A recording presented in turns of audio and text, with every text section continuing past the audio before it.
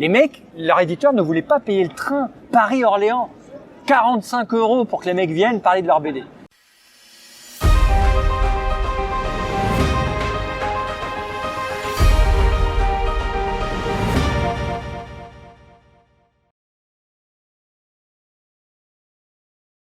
Oui, tu disais si c'est le jeu de l'année ou quelque chose comme ça, je vais y jouer pour gagner du temps. Ouais. J'ai vu aussi que quand tu tournes, c'est tout en live en fait, qu'il n'y a pas de montage post-prod.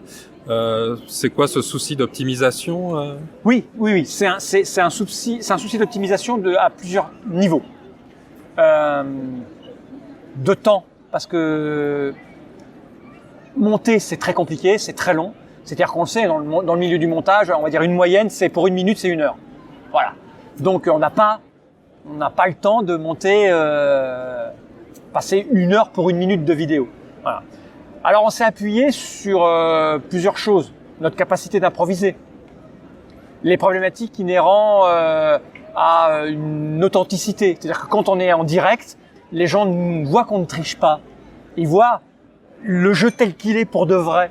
C'est-à-dire qu'on fait pas des effets de manche ou d'habillage, machin, qui fait que le jeu va briller de 1000 feux, alors qu'en fait, il est pas... Donc, on s'est équipé au niveau matériel pour pouvoir tourner en live. En gros, pour faire 1 heure d'émission, il nous faut 1 heure et quart. T'es passé au bureau, t'as vu comment on fait. Ça paraît facile, hein, mais c'est très compliqué à faire. C'est très fatigant. Mais on gagne du temps. On l'a fait parce que je te dis, moi je suis à l'aise avec les caméras, j'ai pas de problème. J'ai pas honte d'être mauvais dans un jeu. Je me dis que je suis là en tant que représentant du joueur. Le mec va m'expliquer son jeu. Si je comprends pas, ben les gens vont pas comprendre. Donc le mec doit faire un effort pour que je comprenne la règle. Donc en face, toi, si tu regardes, tu vas comprendre la règle aussi. En tout cas, les éléments, la substance. Donc voilà, c'est un choix vraiment d'optimisation, de matériel, de temps, et aussi une approche intellectuelle par rapport à ce qu'on propose aux gens. Parce que à partir du matériel brut qu'on a, on pourrait faire des milliers de choses.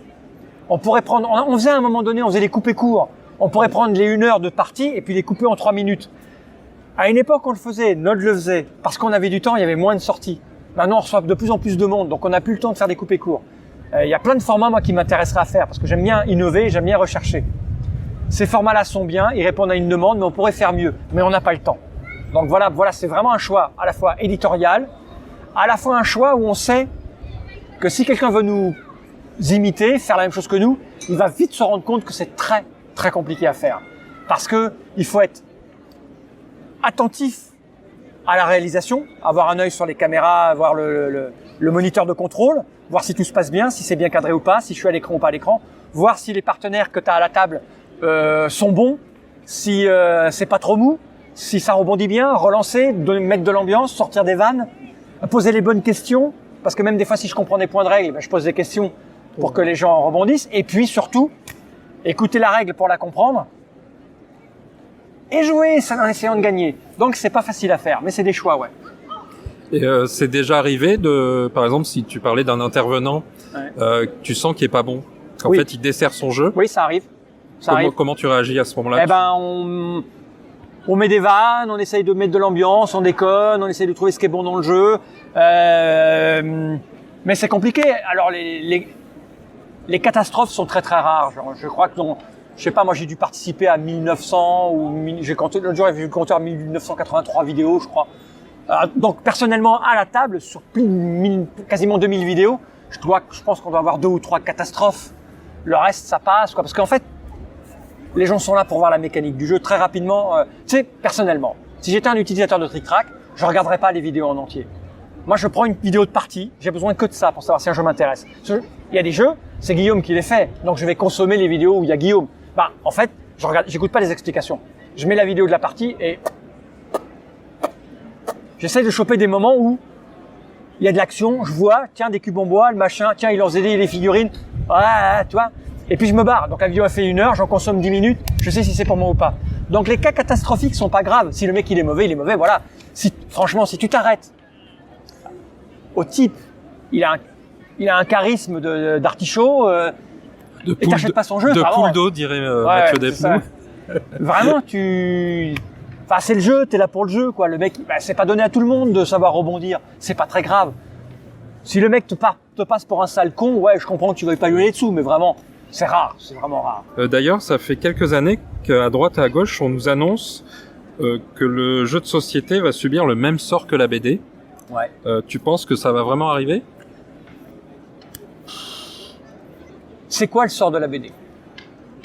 Le sort de la BD, c'est des auteurs qui sont mal payés.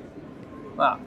Je crois, j'espère, mais je le crois franchement et sincèrement que dans le monde du jeu, en tout cas les gens qui sont encore au contrôle, 17 ans, enfin, ça fait 17 ans que je suis dans le secteur, donc les gens que je connais moi qui sont encore au contrôle des entreprises, des petites, des grosses et des moyennes entreprises qui s'occupent du jeu, ont beaucoup d'affection pour les auteurs, beaucoup de respect pour les auteurs, donc je pense qu'ils les paieront toujours convenablement, en tout cas ceux que je connais en France. Donc ce biais-là, je pense qu'on l'aura pas. Le deuxième problème de la BD, c'est quoi ? C'est trop de sorties, des titres qui sont portés en avant. Dans la BD, il y a quasiment plus aucune promotion. On fait la promotion d'Astérix quand il sort. Moi, on a fait des strip tracks. Où on parlait de BD avec Christophe, qui connaît très très bien la BD. Il s'est battu pour que des auteurs de BD viennent nous voir. Et les auteurs de BD avaient envie de venir, parce qu'ils ont très peu. Tu vois pas d'auteurs de BD dans des vidéos nulle part, ni rien. Ils avaient envie de venir, on en a reçu un, deux. C'était la plaie, la croix et la bannière pour qu'on leur paye leur train. Les mecs, leur éditeur ne voulait pas payer le train Paris-Orléans. 45 € pour que les mecs viennent parler de leur BD. Donc il n'y a plus d'argent pour la communication. Ce biais-là, est-ce qu'on l'aura dans le monde du jeu ? Je sais pas. Pour le moment, je dirais que non. Ils ont pas un problème de communication. Non, ils ont plutôt envie de dépenser des sous, envie de venir, envie d'exister. Faut dire que la force du secteur, alors c'est pas pour me jeter des fleurs à Trick Track, mais on a eu une communauté avec un site internet qui a proposé des vidéos où on voit les auteurs, on voit les acteurs du jeu, des reportages tout de suite avec des photos. Je me souviens du premier trip qu'on s'est fait du road trip qu'on s'est fait à Essen avec Philippe Palière à Kangoo. Très peu de temps après, il allait sur un autre festival, les gens reconnaissaient sa voiture. Sa Kangoo, c'est la Kangoo, parce qu'il l'avait vu en photo. Donc il y avait ça qui se mettait en place. Et maintenant, il y a les réseaux sociaux, avec Facebook. Donc on connaît les auteurs. Tout le monde connaît Antoine Boza, Bruno Catala. Bruno Catala sait utiliser les réseaux sociaux. Donc il y a l'image. Donc on est plus attaché à ces gens-là, enfin aux gens qui comptent, qu'on pouvait l'être dans les années 80 avec la BD. Donc je crois qu'on y échappera. Au niveau des sorties, on n'y échappera pas au problème de la BD. Trop de sorties, trop de jeux. Mais ça, c'est un problème d'éditeur. C'est-à-dire que qui va décider de pas sortir de jeux pour désengorger le marché ? Personne.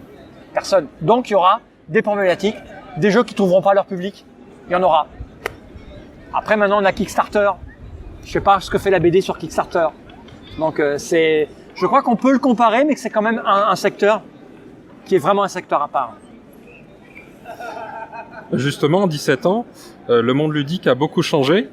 Quel regard portes-tu sur cette évolution ? Y a-t-il eu des changements majeurs, des choses que tu regrettes, sans être dans le c'était mieux avant, ou justement des choses plus positives ? Moi, je regrette rien. Je fais partie de ces gens. Le monde évolue en permanence.